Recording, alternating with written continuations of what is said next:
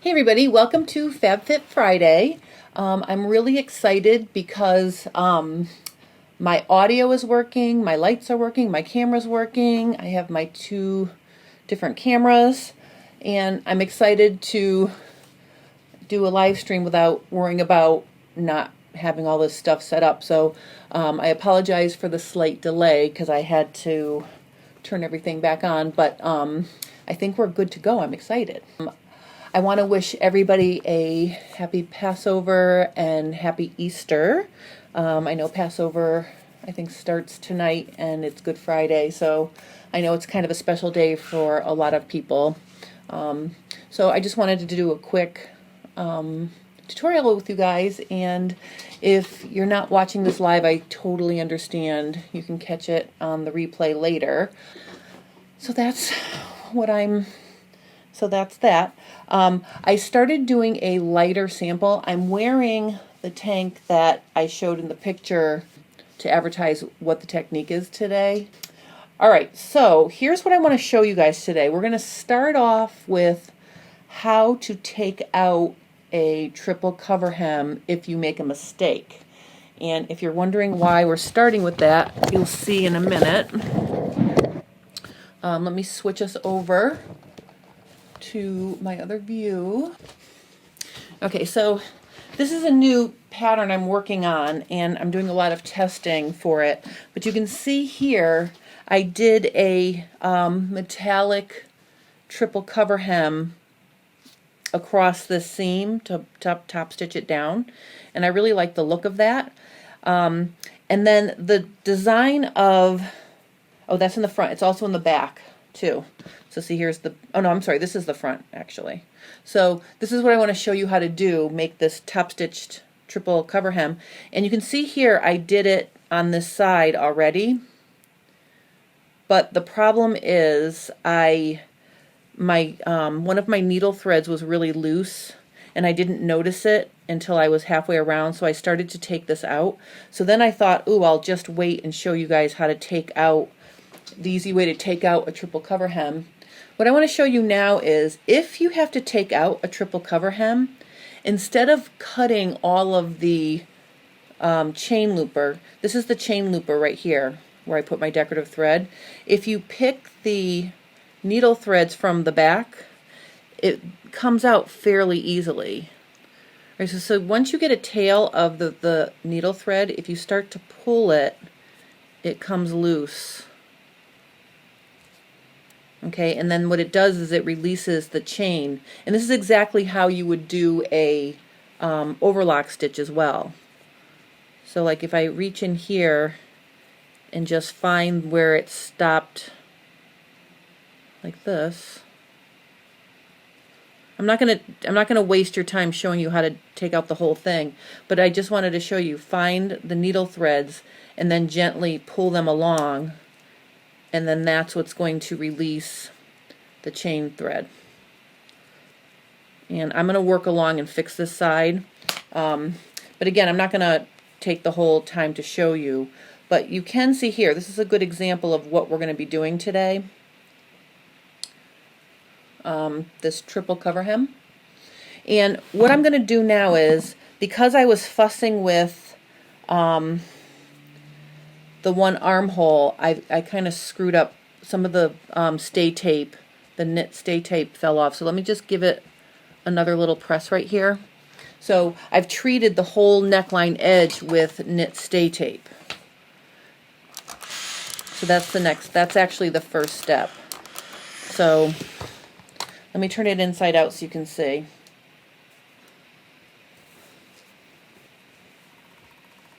Alright, so see how I have all along my edge, I put the stay tape already?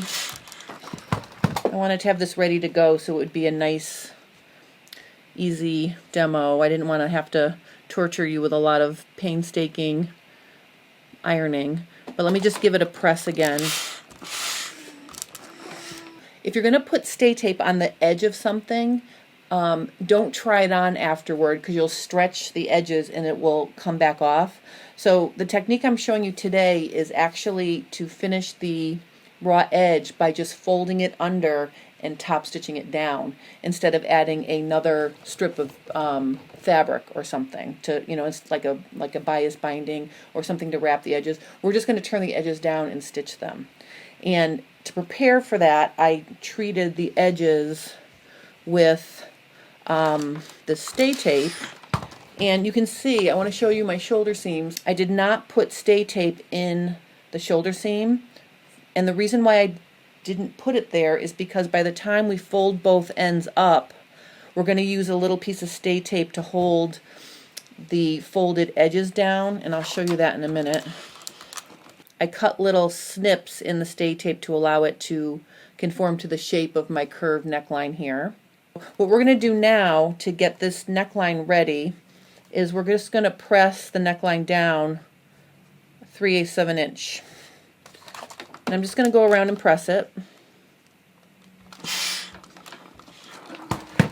You want to make sure the amount that you're turning under is wide enough to support a triple cover hem. So it needs to be, you know, it's a good, you know, generous 1/4 inch across. All right, so I'm just going to work my way around here. And I tried this really thin knit, and it works fairly well. But if you're working with a little bit of a heavier knit, it's easier to work with. This is a little bit fussy because it's so thin. That's why, the knit stay tape helps. But if you're working with a more substantial knit, this is a much easier technique. The tank top I have on now was so easy to do because the knit was a little bit more stable. If you have curved, you know, around like a scoop neck, where you really need to pay attention to the width is right in the curve. So like take your time there and make sure you're getting that width consistent to what you're turning under. The durability of this triple cover hem is really, really nice. I've worn the tank I have on now, I've worn it to the gym 3 times already. I absolutely love it. All right, so we're coming up to the side that I started to take out, and I just want to show you something here. See, the way this design works, the top of the strap where the shoulder seam is, I put a piece of knit stay tape to hold those shut, and then when you stitch, you know, you're going to stitch over them. That helps to hold the strap closed while you're serging around, and it makes a nice transition from front to back, and you'll never see it. All right, so see how nice that's going to look when it's finished? So the strap of this pattern, the edges of the straps when you turn them under touch, and that's why I didn't bother using stay tape on the seams of the shoulder seams, because there'll be plenty of stabilization.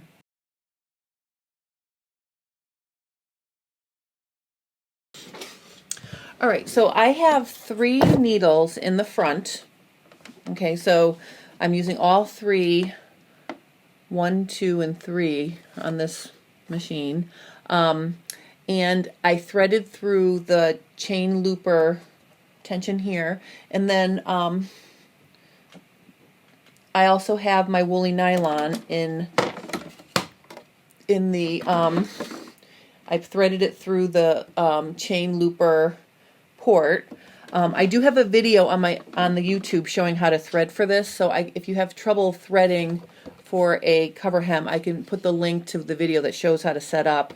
But you have to remember to put your knife down and your upper looper down, because when the table is on, it would hit it if you didn't put those 2 things down. So the knife is down, the upper looper is down, and I have my ovation set for cover stitch on the tension for the chain loopers, and I have the tension set at the normal 5 over here for the needles. So that's how I tested it. And let's just do a test again. Now, whenever you're doing a a cover hem, you have to have fabric under the needles. And I'm not going to stabilize this, I just want to see if it's going to stitch nicely. So I'm going to have fabric under the needles, so when it starts stitching it grabs it right there. And I'm just going to start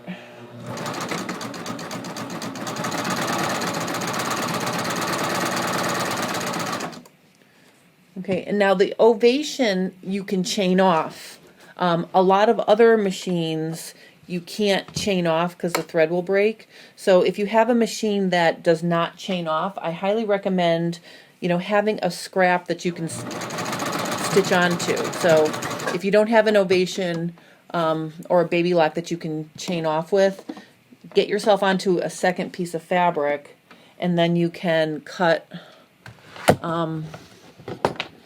cut your actual fabric away from the back side. All right, so let's look at this. All right, so see, this is a nice stitch, and it's forming really nicely without any stabilization, and it's not, it's tunneling a little bit on the right side, which in our case is going to be the wrong side. So I feel fairly confident that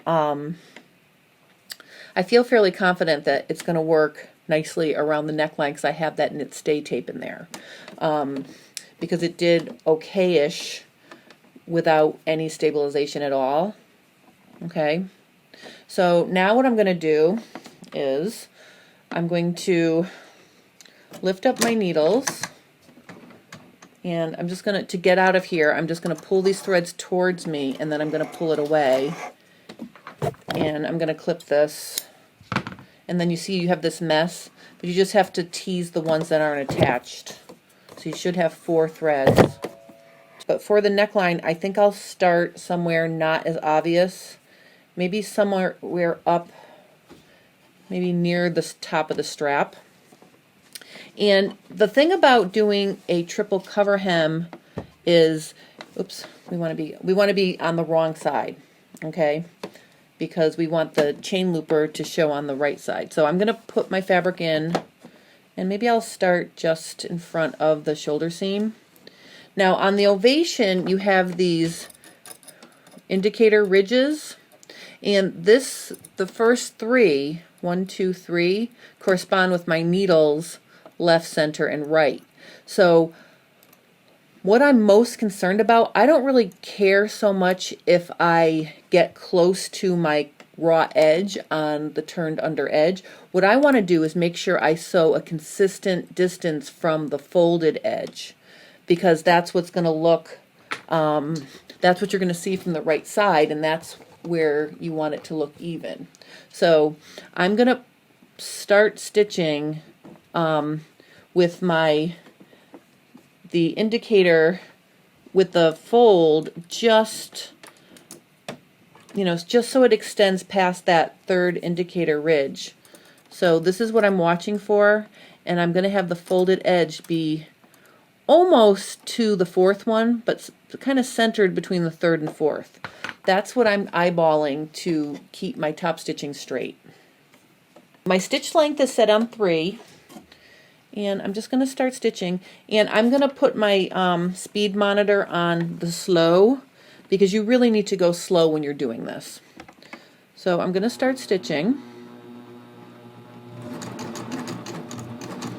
and I'm just going to guide the fabric in so that the folded edge is staying just to the left, the right of that 3rd ridge.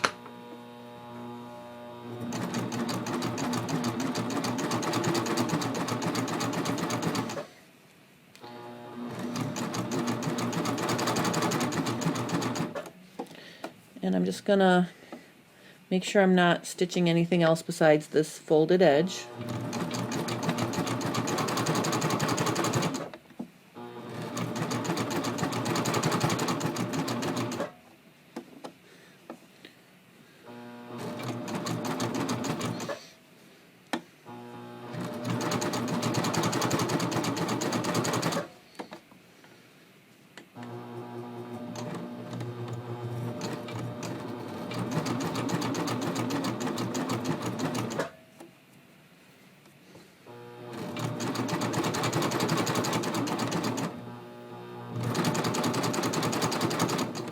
Okay, when I get to the shoulder seam, I'm going to stop, lift the presser foot, let the fabric relax, take a couple stitches, stop, let the fabric relax, take a couple more stitches, stop, let it relax. If you plow over that top speed, you'll end up going crooked or something funky. So take your time over the seam.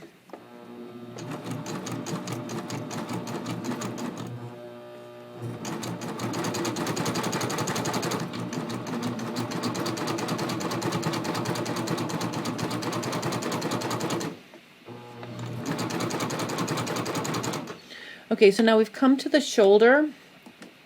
So I'm going to do the same thing I did on the other seam.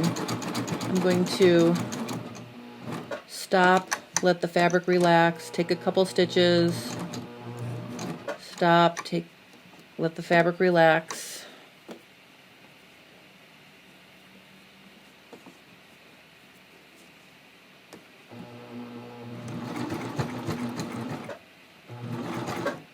Oh, you have to remember to put the presser foot down. Okay, now as I come to where I started, you want to try to line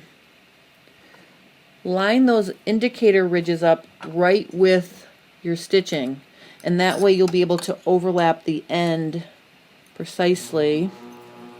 So I'm trying to overlap these ridges with my stitches. Just going to go really slowly. And then I'm just going to look and see. All right, you can see if you look under there, I've already overlapped it a little bit. So what I'm going to do now is I'm going to raise my presser foot, pull these threads towards me, and then pull them away. And then I'm going to cut my tails. Now let's take a look at the stop-start point. Okay. All right, so let's look at this.